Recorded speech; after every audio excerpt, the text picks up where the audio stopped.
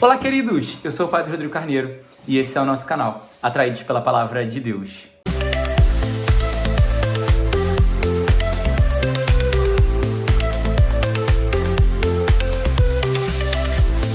Bem, então, seja muito bem-vindo você que está chegando, seja muito bem-vindo você que está chegando a primeira vez aqui no nosso canal, seja muito bem-vindo você que já é um atraído pela Palavra de Deus.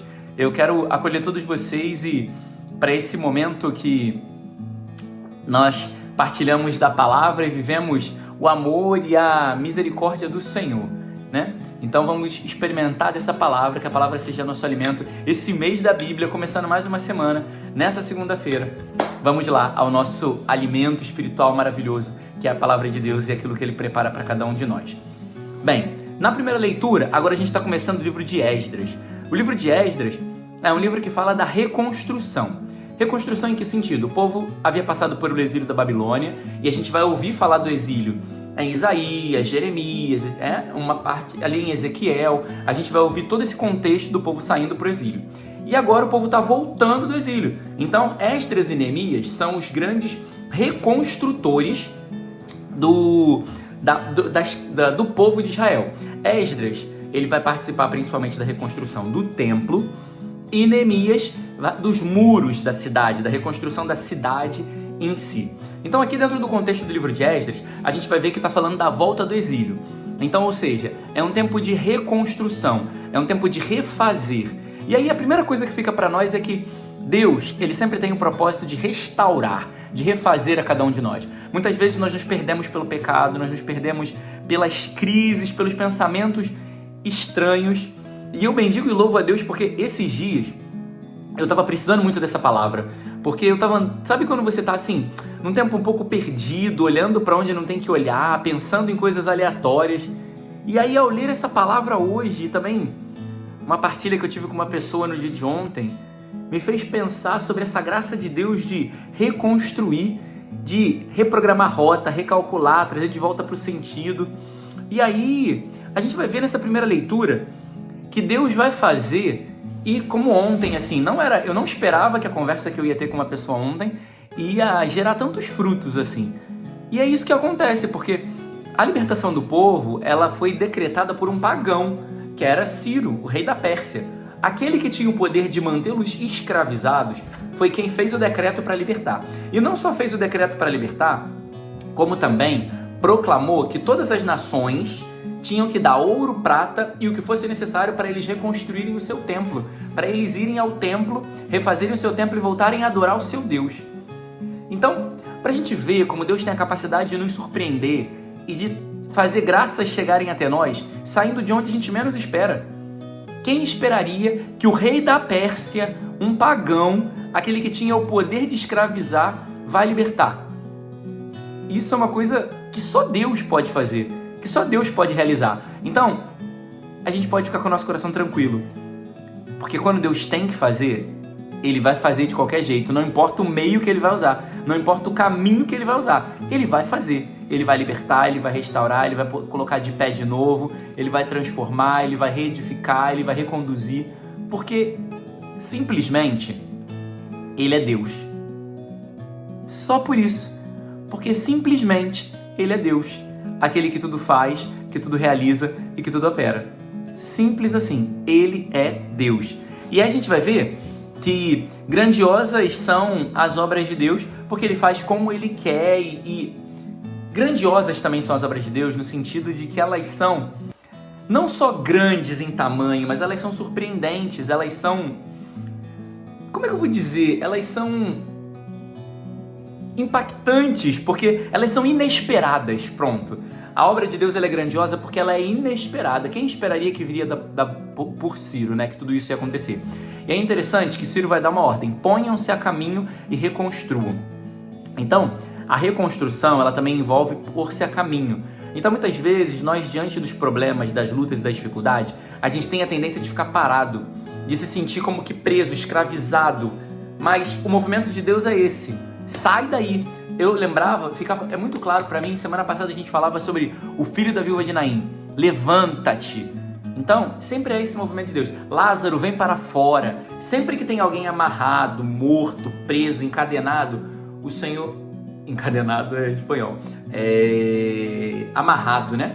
Sempre que tem alguém nessa situação, preso a alguma coisa, o Senhor ele vai dizer: levanta-te, sai, caminha, vai adiante, joga as redes do outro lado. Sempre há esse movimento de isso aqui que a gente precisa fazer: sair, e avançar, ir adiante. E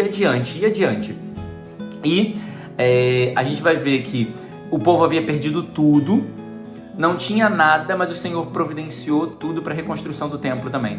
Então, às vezes, quando a gente acha que a gente não tem nada, que não tem para onde seguir, que não tem caminho, que não tem como mudar, como avançar, confia no Senhor que Ele vai providenciar tudo o que é necessário.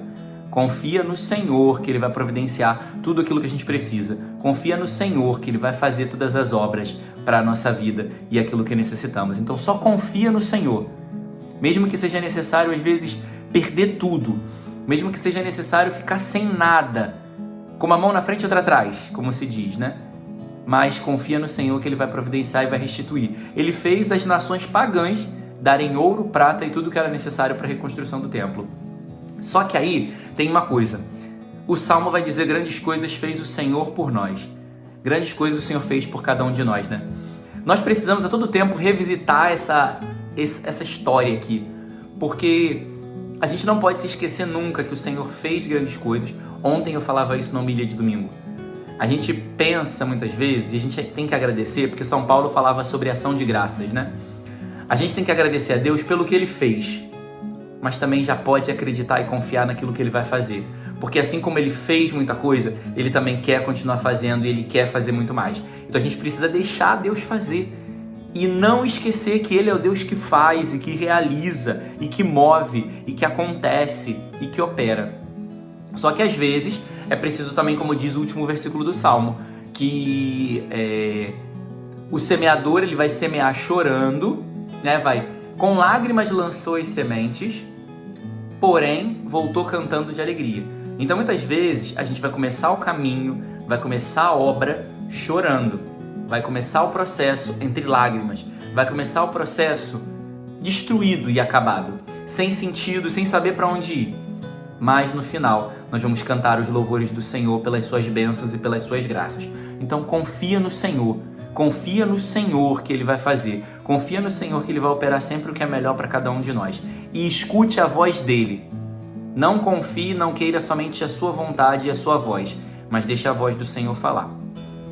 E o Evangelho, esse Evangelho, eu sei que tem muita gente hoje que precisa escutar isso, muita gente hoje que precisa escutar isso. O Senhor não nos chamou para pouca coisa, não nos chamou para ficar escondido nem nos cantos, mas o Senhor nos fez para brilhar, e essa luz precisa brilhar no mundo, e você já perdeu muito tempo e já deixou muito essa luz apagada e ofuscada. Então tá na hora de assumir esse Evangelho para sua vida. Quando a gente acende uma lâmpada, a gente não acende para colocar embaixo da mesa, mas para colocar num candeeiro e deixar brilhar. Então, ou seja, o Senhor não te fez para pouca coisa. O Senhor não espera pouco de você.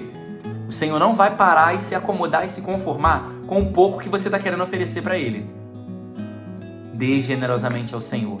Entregue e oferte por inteiro e generosamente a sua vida para o Senhor. Porque nós temos que brilhar. O inimigo, ele vai tentar ofuscar o nosso brilho. Era justamente essa partilha que eu fazia com a pessoa ontem. Eu falava que tinha 2 semanas que o Senhor colocou uns sonhos, assim, uns negócios fortes no meu coração. E eu tava pregando assim, daquele jeito que vocês conhecem, aqui na paróquia. E depois da 2ª semana, me veio um torpor, um abatimento, um medo, sabe? Uma coisa esquisita. Que eu fiquei pensando, cara, isso só pode ser, eu tava partilhando isso ontem, só pode ser uma tentação. Porque quando a luz de Deus começou a brilhar forte em mim, que muitas pessoas vieram falar de coisas que estavam experimentando a partir da pregação, daquilo que Deus falou, que o Espírito Santo impulsionou, o inimigo fica insatisfeito, então ele vai querer apagar e ofuscar o brilho da luz de Deus que está brilhando em nós. Só que a gente precisa retomar consciência de quem nós somos. Deus não espera pouco de nós. Deus não espera pouco de mim, do meu ministério. Deus não espera pouco de você, da sua família e do seu serviço. Então vamos brilhar, fazer a luz de Deus brilhar e o Senhor ser conhecido no mundo. Deus não espera pouco de você. Louvado seja nosso Senhor Jesus Cristo, para sempre seja louvado.